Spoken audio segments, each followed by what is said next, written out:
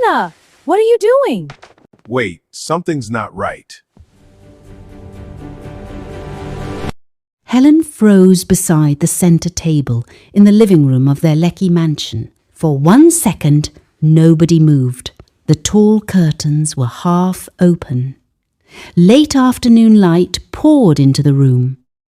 The polished floor reflected everything: the glasses, the furniture, Nancy's angry face, and her dog, Luna, standing stiff like he was guarding something only he could understand. Helen's hand was still hanging in the air where the glass had been. Her heart began to beat fast. "Dad," she said softly, still staring at Luna. "He has never done this before." Charles did not answer at once. He was a man who noticed any small things. The kind of man who could look at a room for 10 seconds and tell when one object had been moved. Years of working as an investigative journalist had trained his eyes to doubt what looked normal. And right now, this did not look normal. Nancy forced out a laugh. "It is just a foolish dog," she said, adjusting her wrapper. "Helen, I said take him away." But the dog, Luna, did not move away from Nancy.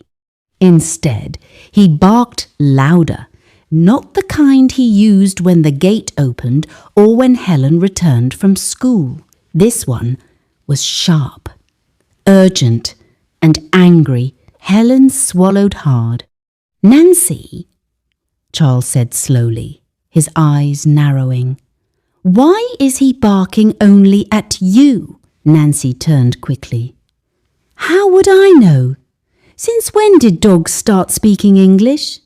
Charles stood up from the sofa. The room changed immediately.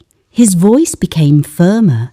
"If there is nothing wrong," he said, pointing at the glass Luna had pushed toward Nancy, "drink it." Nancy blinked. "What? Drink it?" She gave a short, offended laugh. "Charles, be serious. That animal touched it with his mouth." "But a few seconds ago," Charles replied, "you wanted my daughter to drink it." Nancy opened her mouth, then closed it again.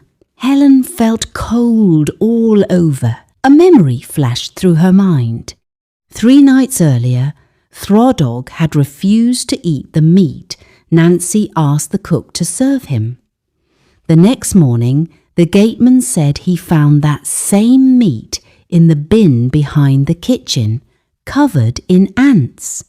At the time, Helen ignored it. Now, standing in that living room, she wished she had not. Nancy stepped forward, voice rising. "This is nonsense. Absolute nonsense. Helen, tell your father he is insulting me because of a dog." But Helen was no longer looking at her.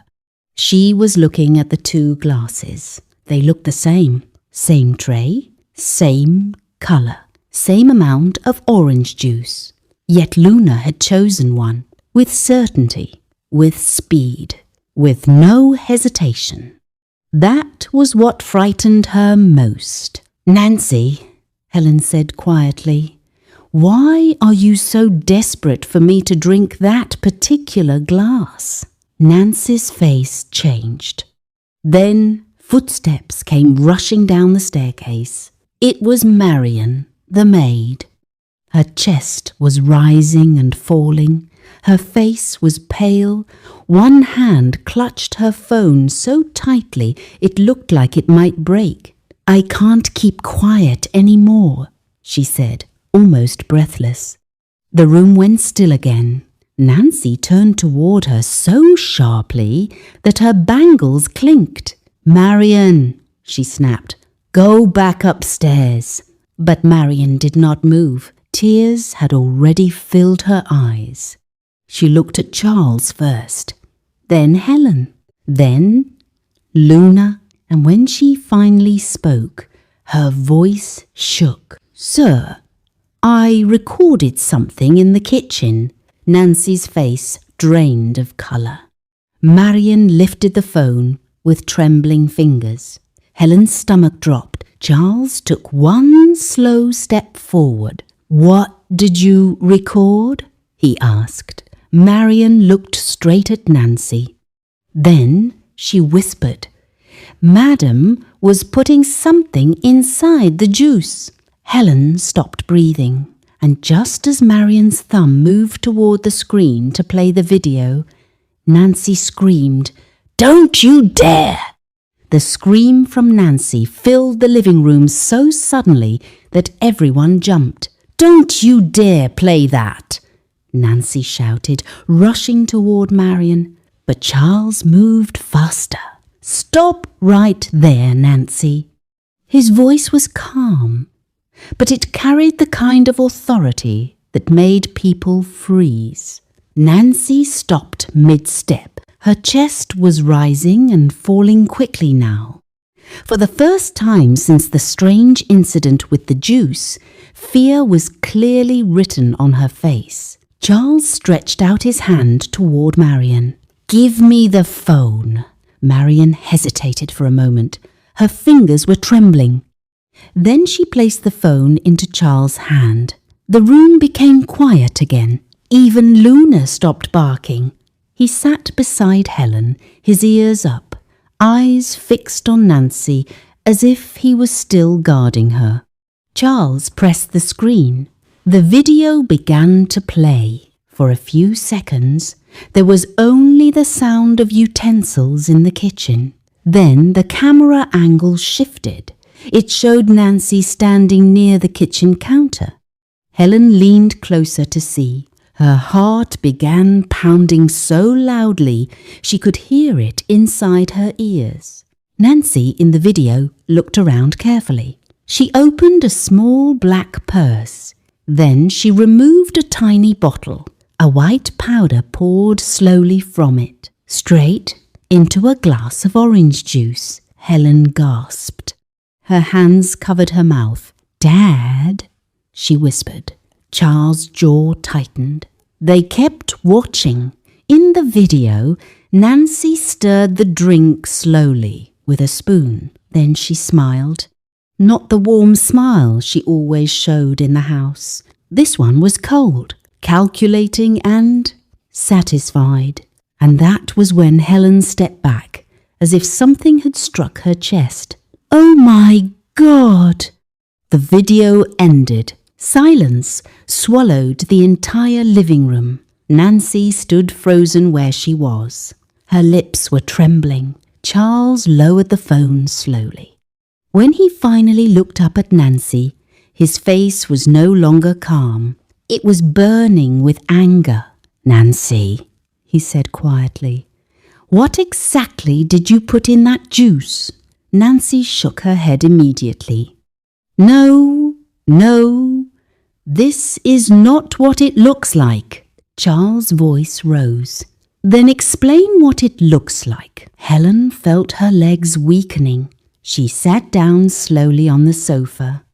Luna immediately placed his head on her lap. The dog looked up at her with those same alert eyes that had saved her life only minutes earlier. Helen gently stroked his head. "Good boy," she whispered, her voice shaking. Across the room, Nancy suddenly dropped to her knees. "Charles, please," she cried. Her voice broke into desperate sobs. "I made a mistake. A terrible mistake." Charles stared at her, disbelief written across his face. "A mistake?" he repeated slowly. "You call poisoning my daughter a mistake?" Nancy crawled closer on her knees. "Please listen to me." Charles took a step back. "Stay where you are." Nancy stopped moving. Her mascara was now running down her cheek. "I was misled," she said weakly. "Someone told me if Helen was gone, the inheritance, everything would become ours." Helen felt like the air had been punched out of her chest. Inheritance. Money. So that was it. her father's wealth, the company, the properties, everything. Nancy had married into the family only 2 years earlier after Helen's mother died, and Helen had tried so hard to accept her. She remembered buying Nancy a birthday gift, remembered helping her decorate the living room during Christmas, remembered defending her when relatives whispered that she married Charles too quickly. Helen felt tears sliding down her face now. "Why?" she asked softly. Nancy looked up at her. "I was afraid," she cried. "Everyone kept saying Helen would inherit everything, that one day Charles would leave me with nothing." Charles's eyes darkened. "So your solution was murder?" Nancy covered her face. "I wasn't thinking. I swear I wasn't thinking." Helen slowly stood up. Her voice trembled, but it was firm. "If Luna had not stopped me," she said quietly, "I would be dead right now." Nancy sobbed harder. "I am sorry." But Helen did not respond. She simply looked at Luna again. The dog wagged his tail gently, still calm, still loyal, still unaware of how close death had come to the girl he loved. Charles suddenly turned to Marian. "Call the driver." Nancy looked up quickly. "Charles, please." But Charles was already walking toward the door. His voice was cold now. "Pack her things." Nancy's eyes widened. "You can't send me away like this." Charles stopped walking. Then he turned slowly. "You tried to kill my daughter." His words fell into the room like heavy stones. "There is nothing left to discuss." Nancy's sobbing grew louder, but Helen did not feel pity. Not yet. Not while she was still imagining the moment she almost lifted that poisoned glass to her lips. Outside the mansion gates, the evening wind began to rise. Inside the living room, Luna stood up again. His ears lifted suddenly. He stared toward the large front gate. Then he growled softly. Charles noticed it immediately. "Why is he reacting like that?" he murmured. The gate bell rang once, then again, and when the security guard rushed inside seconds later, his face looked troubled. "Sir?" he said nervously. Charles frowned. "What is it?" The guard swallowed hard. "There are police officers outside." The room went silent again. Nancy slowly turned toward Charles. Her face was pale with fear, and Helen suddenly realized something that made her stomach twist. Someone had already reported the poisoning attempt, but the question that froze everyone in the room was simple. Who called the police? For a few seconds after the guard spoke, nobody said a word. "Police?" Charles repeated slowly. The guard nodded. "Yes, sir. 2 officers are outside the gate." Nancy's face turned pale instantly. Her eyes moved from Charles to Helen, then to Marian. "Did you call them?" she asked Marian with a shaky voice. Marian quickly shook her head. "No, madam, I didn't." Helen felt her stomach tighten. If Marian didn't call, then who did? Charles took a deep breath and straightened his shoulders. "Let them come in," he told the guard. The guard nodded and hurried out. Nancy began shaking her head immediately.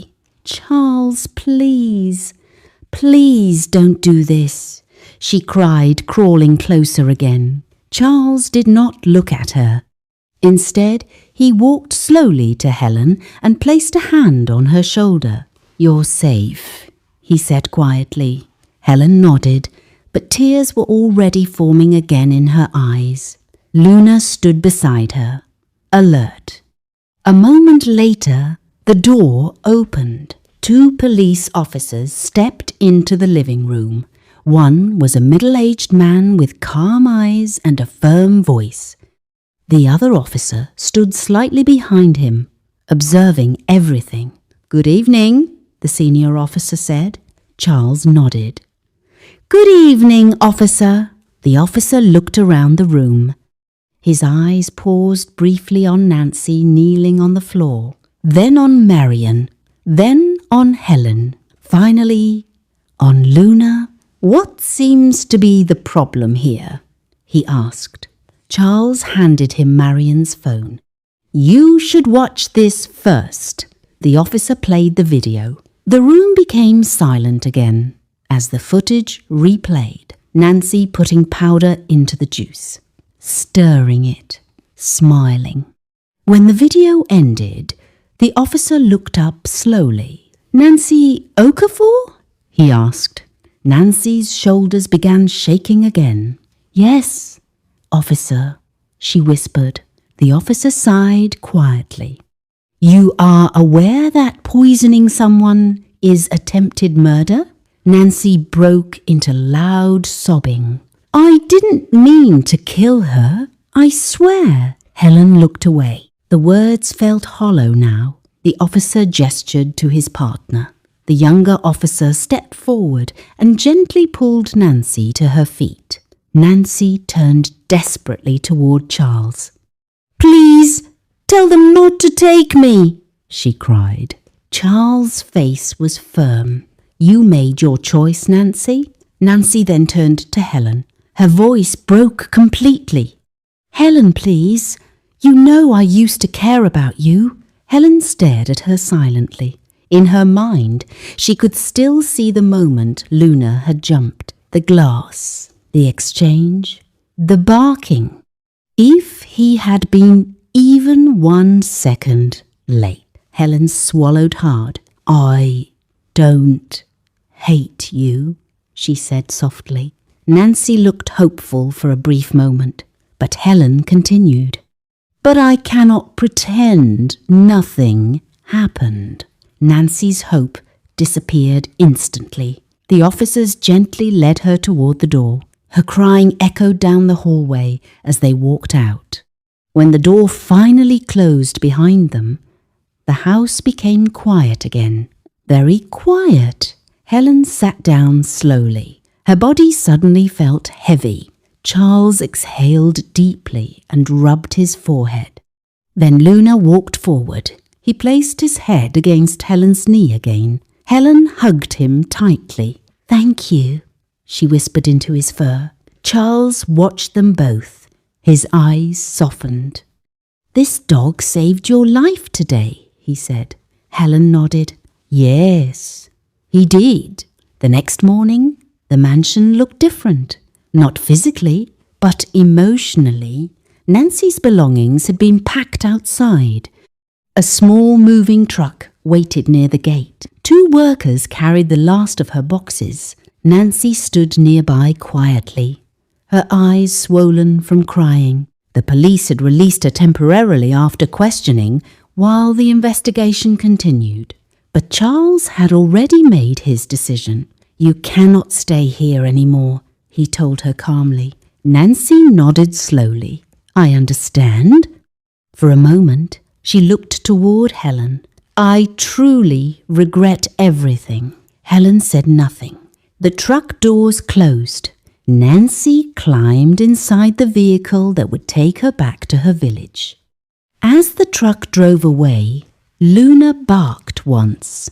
Then the gate closed behind it, and just like that, Nancy was gone. Life slowly began to move forward again. Charles focused on his work. Helen returned to university. But the story did not end there.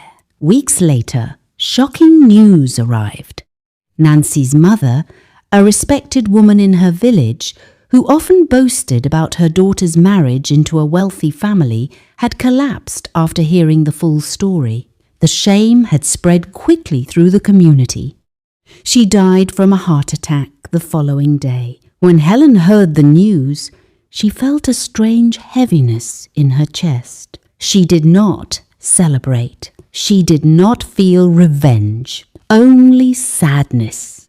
At the burial ceremony in the village, Nancy cried endlessly beside her mother's grave.